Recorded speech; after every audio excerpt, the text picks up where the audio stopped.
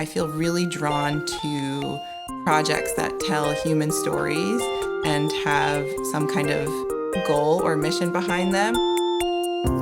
We definitely try to be conscious about being diverse in the work we're making. It's not about just making something that looks cool. It's about injecting a little bit of what matters to you.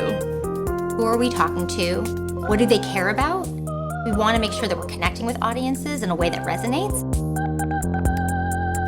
Mighty Oak is a creative studio that specializes in handmade animation. The nature of the work we have brings on interesting projects and clients. We've worked with West Elm, Nick Jr., a few projects for the New York Times. We've worked with TED Talks on quite a few projects. Hatch Stories was born out of a meetup group that I had been running called Hatch. I was bringing in creative female entrepreneurs to meet with other creative entrepreneurs and share their stories of how they hatched. We're focusing on two different women, Monica PHROMSAVANH, who is a owner and CEO of MODABOX, which is an online fashion styling company, as well as KERIN Rose Gold, who runs A-MORIR eyewear and is the founder of that company. KERIN had overcome a chronic illness, and Monica's story is actually about her journey as a refugee to America to now owning her own multi-million-dollar business. Hatch Stories will be a great way of reaching out to all kinds of women to show them that they can be amazing creatives and just general entrepreneurs. When we start projects, we always take time to learn about either client or subject. What kind of colors do they use? How they've branded themselves? What is the aesthetic? Sometimes clients come to us with a certain material in mind, and other times we have more creative freedom. That tactility is sort of what people come to us for.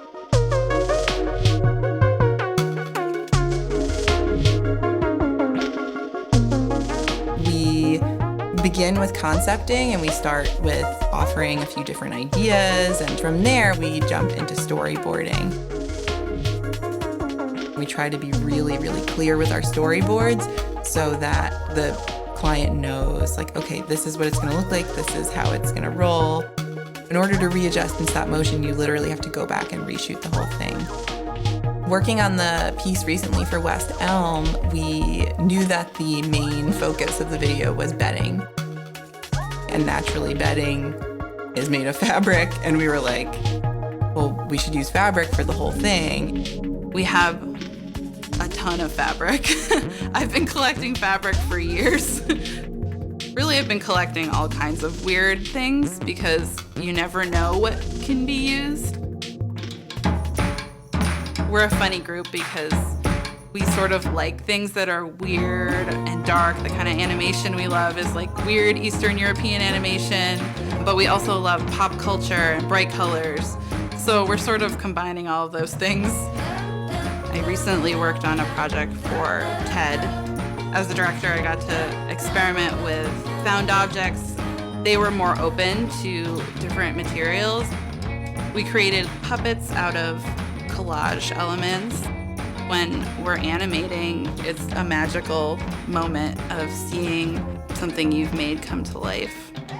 I've been working on this short film, Undercovers. It's all handmade puppets and sets. It's like a weird combination of creepy and cute. It's very much a labor of love. Something that I think the entire team feels very passionate about is our commitment to supporting all people interested in animation, but specifically women and young girls. There are so many women who are graduating with animation degrees, and I think as a company, not only are we committed to trying to get more women into this industry, but also people of color, people who are not necessarily cisgender, because those voices are hugely important within the work that we're doing. We're telling stories. You need to have a diverse body of voices. We want to make sure that people see a project tomorrow, next month, next year, and go, I think Mighty Oak did that.